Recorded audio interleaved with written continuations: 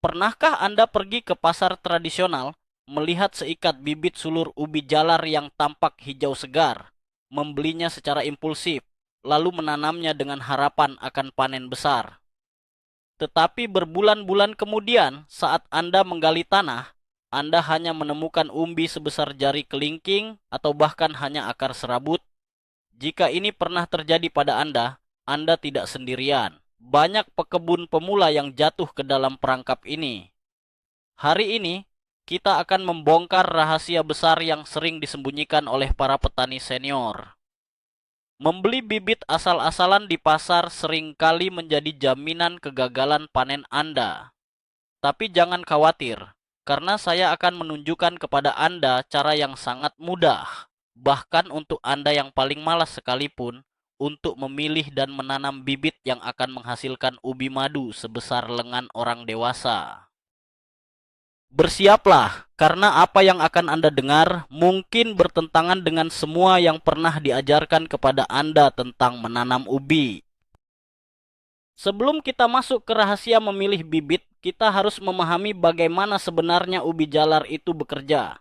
Ubi jalar bukanlah buah dan secara teknis bukanlah akar biasa. Mereka adalah akar penyimpanan. Bayangkan tanaman ubi jalar Anda seperti sebuah pabrik tenaga surya. Daun-daunnya adalah panel surya yang menangkap sinar matahari dan mengubahnya menjadi energi. Energi ini kemudian dialirkan ke bawah, seperti aliran sungai, untuk disimpan di dalam brankas bawah tanah, yaitu umbinya. Masalahnya adalah, tanaman ubi jalar ini sangat pintar sekaligus sangat malas. Jika kondisi di atas tanah terlalu nyaman, atau jika bibit yang Anda gunakan tidak memiliki kemampuan yang baik untuk membuat brankas penyimpanan, tanaman akan terus menggunakan energinya untuk menumbuhkan lebih banyak daun. Akibatnya, Anda mendapatkan kebun yang tampak sangat rimbun dan subur dari luar, tetapi sama sekali kosong di bawah tanah. Oleh karena itu, langkah pertama yang paling krusial adalah memastikan kita menanam bibit dengan genetika dan kondisi fisik yang memang siap untuk membentuk akar penyimpanan raksasa, bukan sekadar memproduksi daun. Mari kita mulai dengan kesalahan pertama yang paling sering dilakukan saat membeli bibit di pasar. Penjual di pasar biasanya memotong sulur ubi jalar dari bagian mana saja pada tanaman untuk dijual sebagai pakan ternak atau sayuran. Mereka tidak memotongnya khusus untuk dijadikan bibit.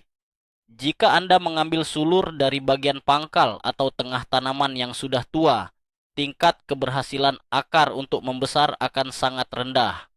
Sulur yang tua ini sel-selnya sudah kaku dan energinya sudah habis.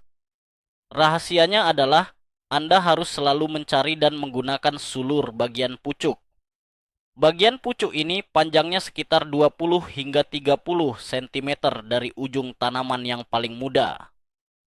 Mengapa harus pucuknya? Karena di bagian pucuk inilah terdapat jaringan meristem yang sangat aktif. Jaringan ini seperti pabrik sel induk pada manusia. Mereka siap untuk berubah menjadi apa saja, terutama menjadi akar penyimpanan yang kuat. Pucuk yang muda memiliki hormon pertumbuhan alami yang berlimpah, sehingga saat ditanam, ia tidak akan ragu untuk segera membentuk umbi yang besar. Sekarang perhatikan batang dari bibit yang Anda pilih. Kebanyakan orang akan mencari batang yang paling tebal dan raksasa, berpikir bahwa batang yang besar akan menghasilkan ubi yang besar. Ini adalah mitos yang sangat menyesatkan.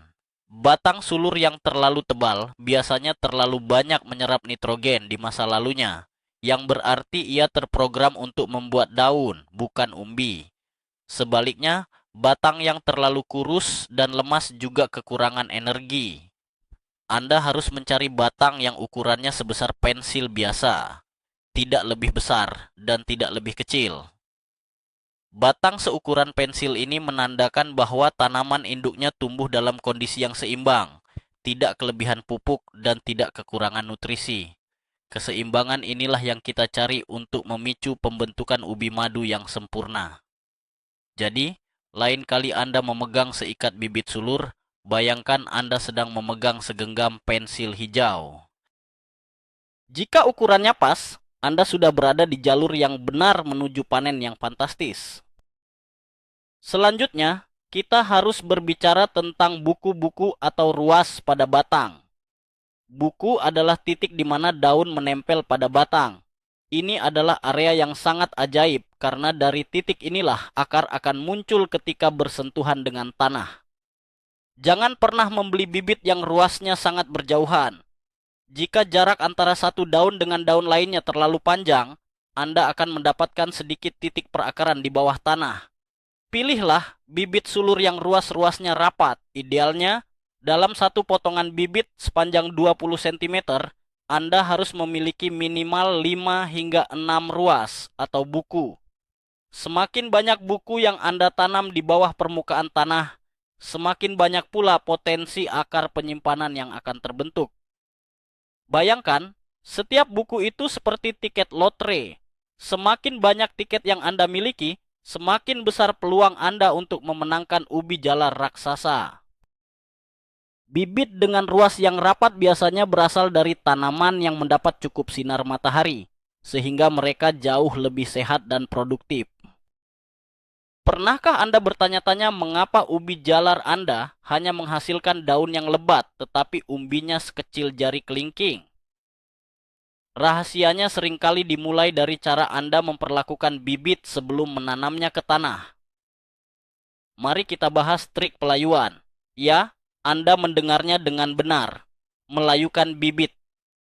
Banyak pekebun pemula berpikir bahwa bibit harus ditanam dalam keadaan sesegar mungkin.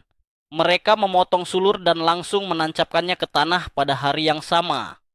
Ini adalah kesalahan yang sangat merugikan.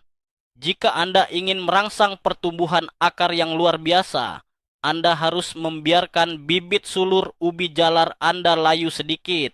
Caranya sangat mudah dan cocok untuk gaya berkebun malas. Cukup letakkan potongan sulur yang baru Anda dapatkan di tempat yang teduh selama 2 hingga 3 hari. Jangan jemur di bawah sinar matahari langsung, cukup di area yang sejuk. Saat sulur kehilangan sedikit kelembapannya, krisis kecil ini memicu insting bertahan hidup. Akibatnya, saat ditanam nanti, bibit akan langsung mengerahkan seluruh energinya untuk mengeluarkan akar baru dengan sangat cepat. Setelah Anda melayukan bibit tersebut, ada satu langkah rahasia lagi yang akan meningkatkan hasil panen Anda secara drastis tanpa perlu menggali tanah dengan keras. Ini adalah terapi air. Daripada langsung menanam sulur yang layu tersebut ke kebun, ambil sebuah toples atau ember kecil, isi dengan air bersih setinggi 5 cm, dan rendam bagian bawah sulur-sulur tersebut. Pastikan setidaknya 2 atau 3 ruas terendam air.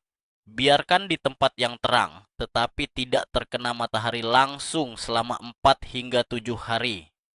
Apa yang akan terjadi selanjutnya sungguh menakjubkan. Anda akan melihat akar-akar putih yang sehat mulai bermunculan dari ruas-ruas tersebut. Dengan menumbuhkan akar sebelum menanamnya ke tanah, Anda memangkas waktu adaptasi tanaman di kebun. Tanaman tidak perlu lagi bersusah payah mencari kelembapan awal karena mesin akarnya sudah menyala dan siap menyerap nutrisi sejak hari pertama menyentuh tanah. Ini adalah cara cerdas untuk mendapatkan panen lebih cepat. Mari kita bahas tentang daun pada bibit sulur Anda. Saat Anda akan merendam atau menanam sulur tersebut, Anda harus membuang daun-daun di bagian bawah batang. Buanglah daun pada 3 ruas terbawah dengan hati-hati. Mengapa? Karena jika Anda mengubur daun-daun ini di dalam tanah, mereka akan membusuk. Pembusukan ini dapat mengundang bakteri dan jamur patogen yang justru akan menyerang calon umbi Anda. Namun, ada satu aturan emas yang tidak boleh Anda langgar. Anda harus menyisakan 3 hingga 4 daun muda di bagian paling atas pucuk. Jangan membuang semuanya. Daun-daun yang tersisa di pucuk inilah yang akan menjadi mesin utama untuk menghasilkan energi melalui fotosintesis di minggu-minggu pertama. Tanpa daun di atas, batang akan kelaparan sebelum akarnya mampu menyerap cukup makanan dari tanah. Jadi, bersihkan bagian bawahnya untuk menghindari penyakit dan rawat bagian atasnya untuk memastikan aliran energi tetap berjalan lancar. Salah satu bahaya terbesar membeli bibit sembarangan di pasar adalah ancaman virus tak terlihat. Ubi jalar sangat rentan terhadap berbagai penyakit virus yang dapat menurunkan hasil panen hingga 80%. Lalu bagaimana cara detektif kebun seperti kita mengenalinya?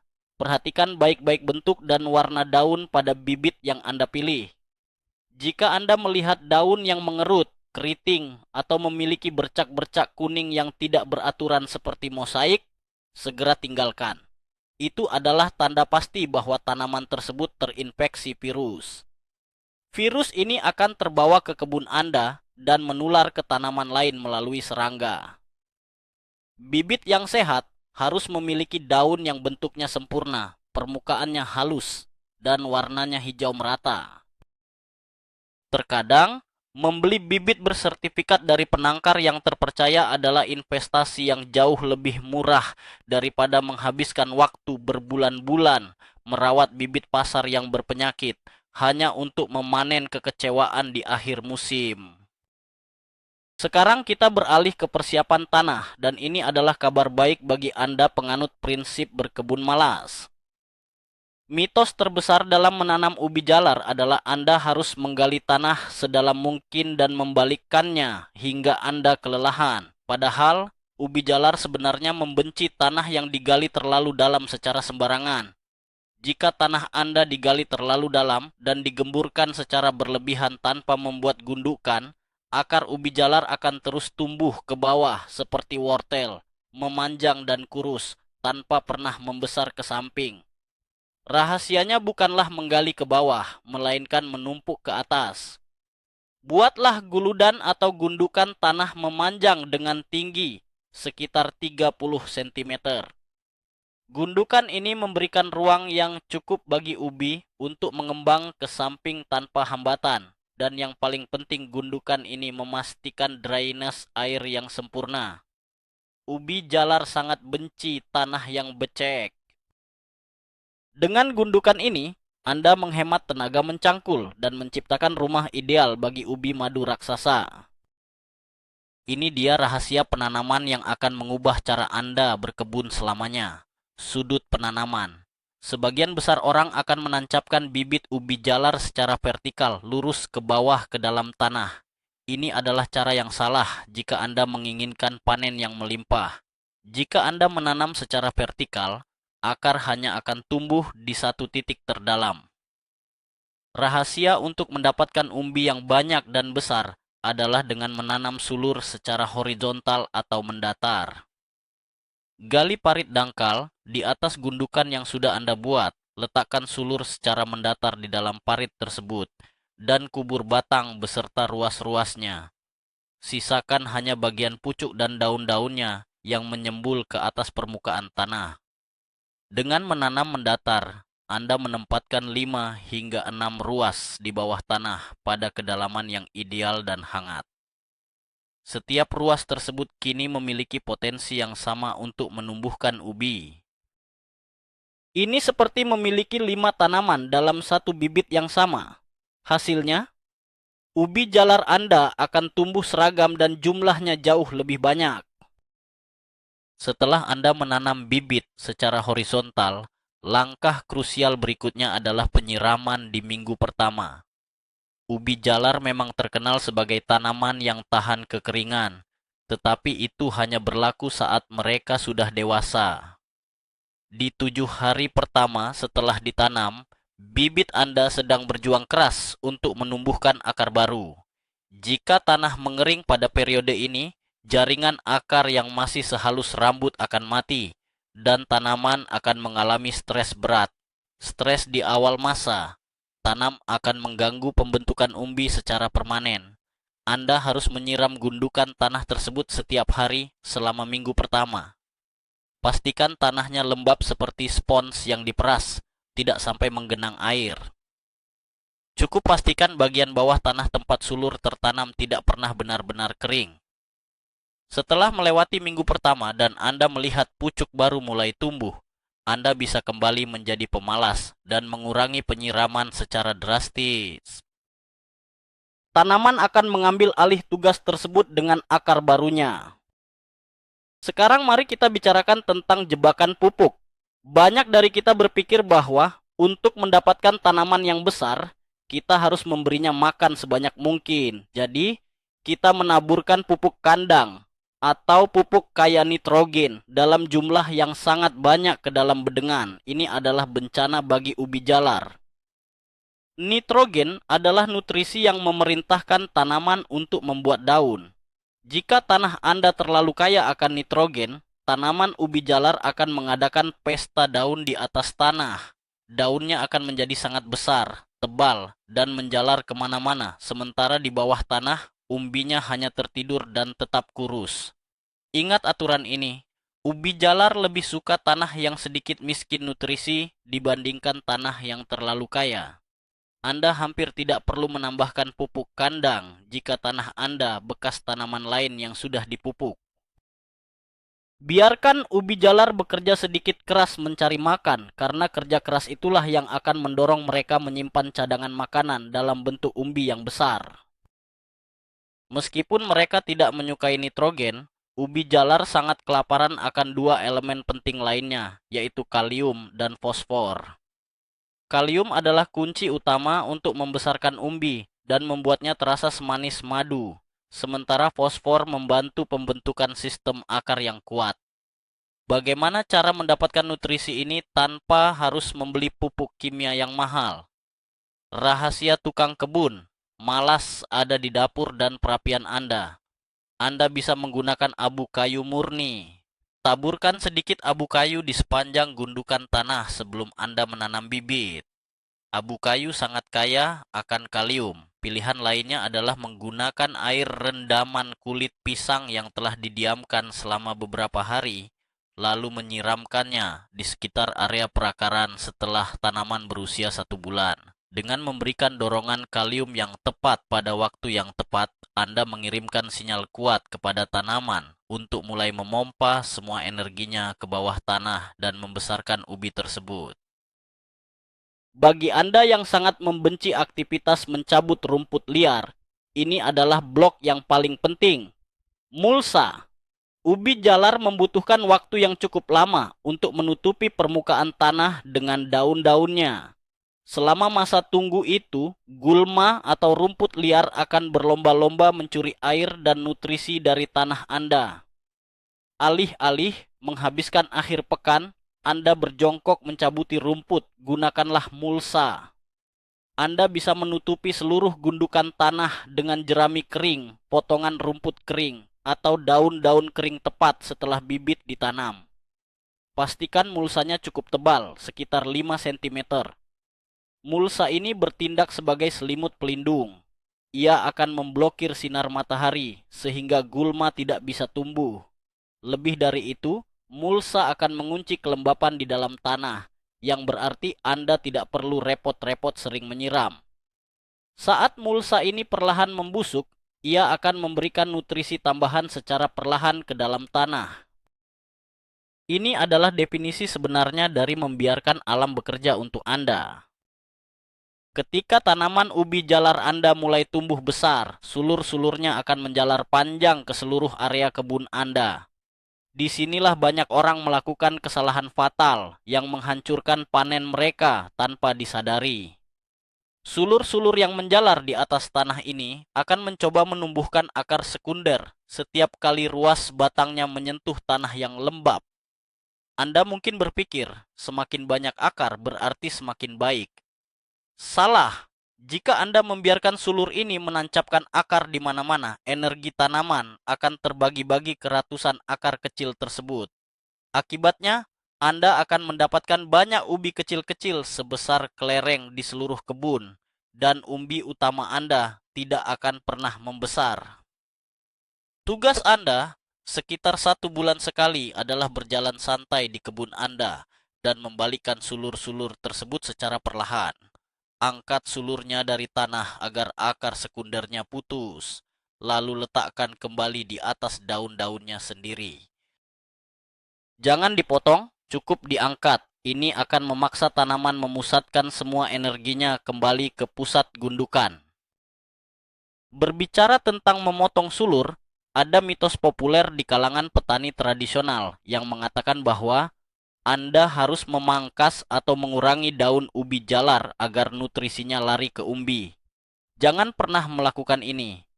Ini adalah kesalahpahaman yang sangat merugikan. Seperti yang kita bahas di awal, daun adalah panel surya tanaman. Memotong daun sama dengan menghancurkan pabrik energi tanaman Anda. Jika Anda memangkas daunnya, tanaman akan panik dan menggunakan energi dari umbi yang sedang tumbuh untuk membuat daun baru secepat mungkin. Proses ini akan menghentikan pembesaran ubi jalar Anda secara instan. Biarkan sulurnya tumbuh liar dan berantakan. Semakin banyak daun yang utuh, semakin banyak gula yang diproduksi, dan semakin besar pula ubi madu yang akan Anda panen. Ingatlah bahwa tugas Anda hanya mencegah batangnya berakar lagi di tanah, bukan memotong daunnya. Biarkan saja mereka rimbun, menyerap sinar matahari. Penyiraman di tahap akhir pertumbuhan adalah kunci rahasia untuk mendapatkan ubi yang rasanya sangat manis seperti madu. Ketika tanaman Anda sudah berusia sekitar 3 bulan dan mendekati waktu panen, Anda harus melakukan sesuatu yang terasa sedikit kejam. Anda harus berhenti menyiramnya sama sekali. Hentikan penyiraman sekitar 3 hingga 4 minggu sebelum hari panen yang Anda rencanakan. Membiarkan tanah mengering di tahap akhir ini memiliki dua tujuan luar biasa. Pertama, tanah yang kering akan mencegah ubi jalar membusuk atau retak di dalam tanah akibat kelebihan air. Kedua, dan yang paling penting, stres air yang ringan ini akan memaksa tanaman untuk mengubah zat pati di dalam umbi menjadi gula alami. Proses pengeringan inilah yang membedakan antara ubi jalar biasa yang rasanya hambar dengan ubi madu yang meleleh di mulut saat dipanggang. Jangan kasihan pada daunnya yang mungkin terlihat agak layu, karena keajaiban sedang terjadi di bawah sana. Salah satu hama yang paling menjengkelkan dalam menanam ubi jalar adalah penggerek umbi atau lanas. Serangga kecil ini masuk melalui retakan tanah dan bertelur di ubi Anda. Saat menetas, ulatnya akan memakan ubi dari dalam dan membuatnya berbau busuk serta pahit. Cara termalas dan paling organik untuk mencegah hal ini adalah dengan tidak membiarkan tanah di gundukan Anda retak. Bagaimana caranya? Dengan terus mempertahankan lapisan mulsa yang tebal di atas gundukan. Mulsa menjaga suhu tanah tetap stabil dan mencegah tanah mengering terlalu ekstrem yang menyebabkan retakan. Selain itu, Anda harus memastikan seluruh bagian pangkal, batang tertutup tanah dengan baik. Jika Anda melihat ada tanah yang retak di sekitar batang utama, segera tutup retakan tersebut dengan tanah atau kompos. Langkah sederhana ini akan menghalangi serangga penggerek masuk ke brankas harta karun ubi jalar Anda tanpa perlu menggunakan semprotan pestisida kimia yang beracun. Anda mungkin bertanya-tanya, kapan waktu yang paling tepat untuk memanen? Ubi jalar tidak memiliki bel yang berbunyi saat mereka siap dipanen. Namun, mereka memberikan sinyal yang jelas jika Anda tahu kemana harus melihat. Secara umum, ubi jalar siap dipanen sekitar 120 hingga 150 hari setelah tanam, tergantung varietasnya. Sinyal pertama adalah perubahan warna pada daun. Daun-daun di bagian pangkal tanaman akan mulai berubah warna menjadi kuning dan terlihat sedikit menua. Ini menandakan bahwa tanaman telah menyelesaikan siklus pertumbuhannya dan mulai mati perlahan. Untuk memastikan, gali sedikit tanah di pinggir gundukan dengan hati-hati menggunakan tangan Anda. Raba ukuran umbinya. Jika umbinya sudah terasa sebesar lengan atau botol minuman, itu tandanya kebun Anda siap untuk dipanen. Jangan memanen saat tanah sangat basah setelah hujan besar, karena ubi akan mudah kotor dan membusuk saat disimpan. Proses panen harus dilakukan dengan penuh kelembutan. Bayangkan Anda sedang menggali telur dinosaurus. Kulit ubi jalar yang baru dipanen sangat tipis dan sensitif. Jika Anda menggunakan cangkul besar dan mengayunkannya dengan keras, Anda berisiko memotong atau menggores ubi tersebut. Ubi yang terluka akan sangat cepat membusuk saat disimpan dan tidak akan bertahan lama. Cara terbaik adalah memotong semua sulur daunnya terlebih dahulu agar area gundukan terlihat bersih. Kemudian gunakan garpu tanah. Tusukkan garpu tanah agak jauh dari pangkal tanaman, lalu ungkit tanahnya secara perlahan dari bawah ke atas. Biarkan tanahnya merekah dengan sendirinya. Setelah tanahnya longgar, gunakan tangan Anda untuk menarik ubi-ubi tersebut dari tanah. Menggali menggunakan tangan jauh lebih aman dan akan memberi Anda kepuasan tersendiri saat menarik ubi jalar raksasa dari gundukan tanah yang Anda persiapkan dengan sistem yang cerdas ini. Setelah Anda berhasil mengangkat ubi jalar sebesar lengan itu dari tanah, pekerjaan Anda belum selesai. Jika Anda langsung memasaknya hari itu juga, rasanya tidak akan terlalu manis. Ubi jalar membutuhkan proses penyembuhan atau curing untuk memaksimalkan rasa manisnya. Setelah dipanen, jangan cuci ubi tersebut dengan air. Biarkan tanah yang menempel mengering. Letakkan ubi jalar di tempat yang hangat, teduh, dan memiliki sirkulasi udara yang baik selama kurang lebih 10 hingga 14 hari. Proses penyembuhan ini akan menebalkan kulit ubi, sehingga mereka bisa disimpan berbulan-bulan tanpa membusuk. Selain itu, proses ini adalah kunci ajaib yang akan mengubah sisa-sisa pati di dalam daging umbi menjadi gula karamel yang manis. Semakin lama Anda membiarkannya dalam proses penyembuhan ini, semakin manis ubi yang akan Anda nikmati nantinya. Ini adalah langkah penutup yang sempurna untuk strategi berkebun malas kita. Siapa sangka bahwa panen ubi jalar sebesar lengan tidak ditentukan oleh seberapa keras Anda mencangkul atau seberapa mahal pupuk Anda, melainkan dari sebatang bibit sulur sepanjang 20 cm yang Anda layukan di tempat teduh. Kita telah belajar bahwa menanam ubi adalah tentang mengatur energi tanaman.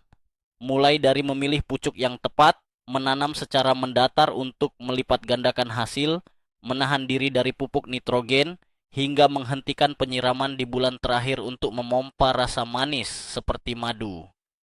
Semua langkah ini dirancang agar alam yang bekerja keras untuk Anda, bukan sebaliknya. Jika Anda menerapkan teknik rahasia ini, Anda tidak akan pernah lagi membuang waktu membesarkan daun tanpa hasil umbi. Terima kasih sudah menonton dan belajar bersama saya hari ini. Jika rahasia berkebun malas ini bermanfaat, pastikan Anda menekan tombol subscribe dan like video ini. Saya ingin tahu, apakah Anda tim membiarkan sulur menjalar bebas, atau Anda pernah tidak sengaja memotong daun ubi Anda di masa lalu?